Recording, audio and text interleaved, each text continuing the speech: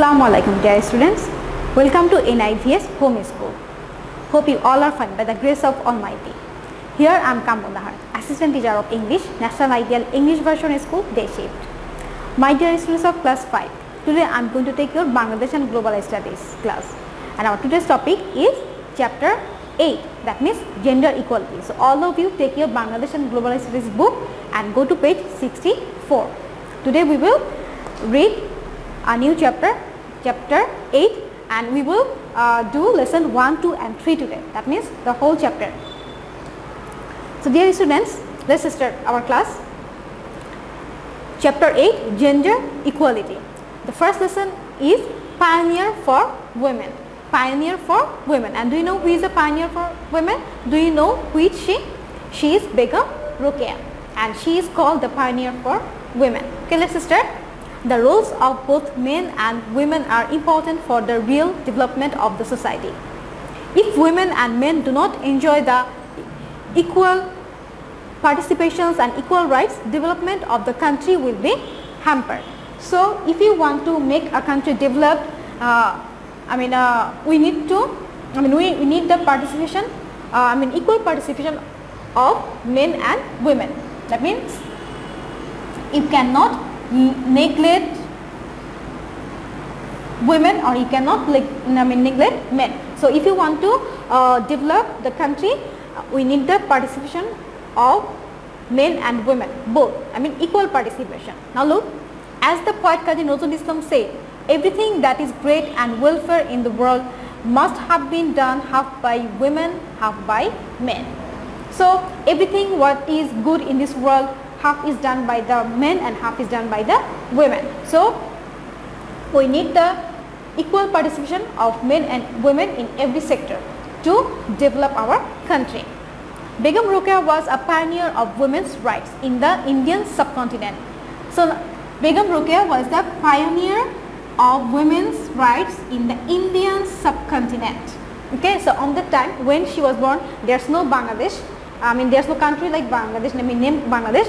It was called Indian subcontinent. She did not believe in gender discrimination, rather believed in cooperation between women and men. So she did not believe in gender discrimination. That means she thought that men and women are equal and they have the equal rights. She was born on December 9, 1880 in Rangpur. So you can underline this one. She was born on 9 December 1880 in Rangpur district. Question can come, where did she born? She became a passionate supporter of girls' education. In 1909, she opened a girls' school at Bhagalpur, which was moved to Kolkata later. Now look, so in 1909, she opened a girls' school at Bhagalpur. So this is a great step for the women on the time. This great pioneer woman died on 9 December 1932. Now look, she was born on 9 December and she died on 9 December. The date are same but the years are different. One is 1880 and another one is 1932. Remember these two dates. She campaigned tirelessly to spread girls' education all along her life. Now 9 December is observed as Rokeya Day by the government of Bangladesh. Now look, 9 December is observed as Rokeya Day by the government of Bangladesh. And why do you celebrate this day? To remember Begum Rokeya as the pioneer of the women and to remember the rights of the women. Her hard work has created opportunities for women to have education gradually. So she is a pioneer of the women education. That means she spread the women education on the time in this Indian subcontinent. Now we will go to next page. Now look, in section A. This chart is very important. Now look, there is a chart. This chart is about, now look, the ratio between girls and boys in primary schools in Bangladesh. So this chart shows you the ratio of boys and girls in primary school. Now look, initial enrollment, girls 88% and boys 81%. Then dropout, Now look at this dropout rate. Girls 34% and boys 32%. So initial enrollment is more than in this sector girls are advanced. Now it is for 84% and girls 81%. That means girls are more. Initial enrollment or the percentage of the initial enrollment of the girls are more than the boys. But now look at the dropout. Girls 34% and boys 32%. So the dropout, the percentage of dropout of the girls are more than the boys. And complete class 5 without good score, here 28% and here 25%. The boys, and complete class 5 with good score, here the ratio is same, 28% and 28%. So you will learn this chart. This is very important.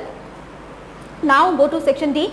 Complete the sentence with suitable words. Begum Rokeya set an example of what? Begum Rokeya set an example of establishing female education.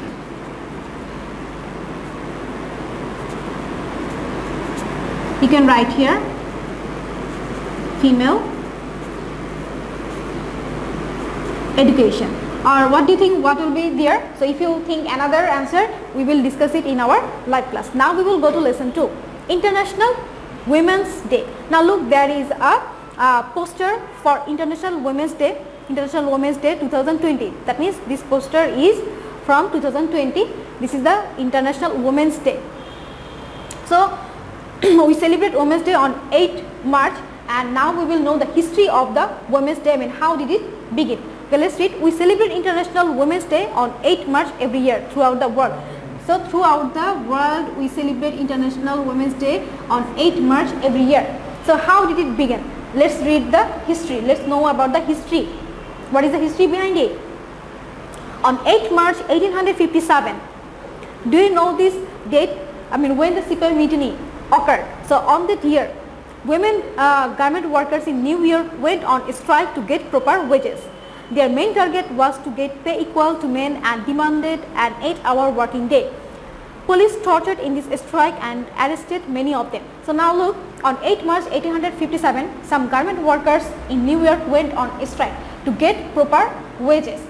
That means they do not get proper wages, and their main target or their main demand was to pay equal to men. That means they were not pay equally to men, and they demanded 8-hour working day. That means they have to work more than 8 hours.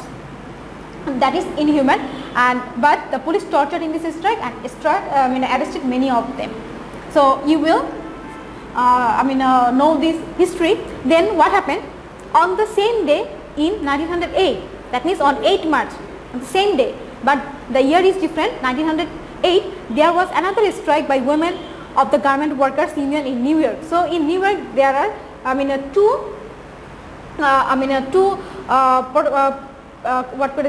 protest or some activities against they want the they have some demand. The garment workers went on strike on 8 March 1857, and another strike was on 8 March 1908, and this strike continued for 14 days and about 20,000 women workers participated there. So this strike is for 14 days, continued for 14 days, and there were 20,000 women workers, garment workers, who participated in this strike. And it showed how women could organize themselves in mass protest, this time asking for an end to sweatshops and child labor. So there is another demand. They add the demand with those 8-hour working day or proper wages. They also demand to stop the sweatshops and child labor. So you will also learn this one. Then in 1910, at an international socialist conference, the German socialist Clara Zetkin, remember this name, Clara Zetkin, she is a German socialist, called for an International Women's Day, campaigning particularly for votes for women. So Clara Zetkin called for an International Women's Day in 1910. In 1910. Remember this one, and she was a German socialist. So she took the step for the International Women's Day. So in 1913, Russia celebrated Women's Day on the last Sunday of February. So in 1913, Russia celebrated Women's Day, and when the last Sunday of February. And now look at last what happened. In 1977, the UN declared, that means the United Nations declared 8 March as the International Women's Day. On this day, efforts are taken to increase the awareness on different issues including women's rights. So why do you celebrate Women's Day? To increase the awareness among the mass or the common people in different issues regarding women, including their rights. Now we will go to next page, page number 67. Now look in section A, there is a box, inspiring change. So question can come, what is inspiring change? So inspiring change is the theme for a global hub which encourages demands for women's equality everywhere in every way. It calls for challenging the status quo for women's equality, inspiring positive change. So inspiring change is a theme for global hub, that means they encourage the demands for women's, they encourage the women's equality everywhere in the world, and they also wants stability for women's equality, and they inspire the positive change. So you will learn this one, and now go to section D. Take the correct answer. With whom did International Women's Day begin? With whom did? So what do you think? Farmers, female garment workers, teachers, or the police? Female garment workers. Now lesson 3, violence against women. There are many international policies to establish gender equality. The aim of these policies is to acknowledge women's rights as basic human rights. So what is the aim of the international policies? To acknowledge women as basic human rights. But women are often victims of violence. This is a violation of human rights. Amnesty International describes various incidents of violence against women, such as acid attack, murder for failing to pay the requested dowry, and flogging for religious offences, all carried out by illegal groups. So now look, Amnesty International is an organization which works for the women, and now look, they find out that there are various incidents against violence against women, like acid attack, murder for failing to pay requested dowry, that means the women were tortured for the dowry, and the flogging for religious offences, that means they were offended or they were tortured for the religious offences, and this is totally violation of human rights. And don't mix up with the violence or violation, those two things are totally different. Okay, now look, there is a poster for campaign against violence. Now look, this is the poster of Bangladesh আন্তর্জাতিক নারী নির্যাতন প্রতিরোধ কক্ষ 2019, নারী ও কন্যা শিশুর প্রতি সকল প্রকার নির্যাতন প্রতিরোধ ও নির্মূল করতে হবে. So this is the poster. Now look, women are being tortured for dowry. In many cases, girls are not able to go out and cannot mix with anyone without the permission of their families. Their families think that may harm their reputation. So many women are tortured for dowry. We have read there, they are tortured for dowry, to meet the demand of their in-laws. And in many cases, girls are not allowed to go outside, or they cannot mix with the other person, they cannot be socialized, because their family think that it can harm their reputation. And girls' education outside work skills or opportunities are affected due to the torture of women. So girls' education outside of skills and opportunities are affected due to torture of women. So girls' education is hampered because of the torture of the women. Now look, now we can ask, so what did our government do against this violence? So now look, there is a question, this is important, what is our government doing to prevent women oppression? Now this is the step of the government. We have a Ministry of Women and Children's Affairs in this regard. It has been working to stop violence against children and women by providing medical treatment, legal assistance and counseling support. So there was a Ministry of Women and Children's Affairs, and what is the work of this ministry? That means they work for the children and they work for the women. That means they try to stop the violence against children and the women. And how did they do it? They provide medical treatment. Those who are the victim of the violence, this ministry provide them the medical treatment. They also provide them legal assistance. That means they help them to get the justice, and they also give them the counseling support. That means they try to make them stable mentally. And in 2011, the government passed a national women development policy. But much has yet to be done to change society's attitudes to this level of violence. So now government passed a law, or in 2011, that they try to stop the violence against children and women. But at first we need to change our attitude towards the children and our attitudes towards the women. Then it will be fruitful. So we will try to change the attitude of the people of our society. Now we will go to next page. Now look, section C. This is very important. The Bangladesh government works through the Ministry of Women and Children Affairs to eliminate violence. And now look, find out more about. Now look, there are another two organizations who works for the children and who works for the women. The Bangladesh Shishu Academy and Directorate of Women Affairs. So there are three organizations we have found in our book: Ministry of Women and Children Affairs, the Bangladesh Shishu Academy, and Directorate of Women Affairs. Now go to section D. We can help change people's attitudes to violence against girls and women by how? By creating public